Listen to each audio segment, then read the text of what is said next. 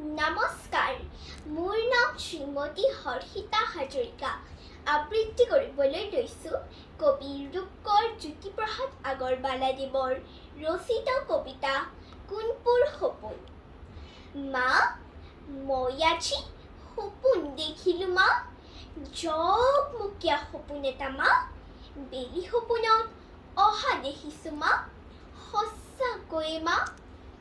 দেউতা বহা চকীখনত মই বহি বহি চাই আছিলোঁ খিৰিকীয়েদি ৰঙা বেলিটোলৈ।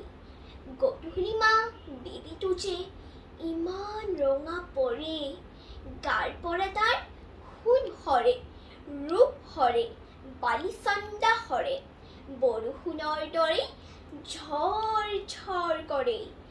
গাৰ পৰা তাৰ ঝিলিক ঝালাক বহুত পোহৰ সৰে। চাই থাকোঁতে দেখা বেলিটো তললৈ সোমাই গ'ল, ঘৰটো আন্ধাৰ হ'ল। ধন্যবাদ।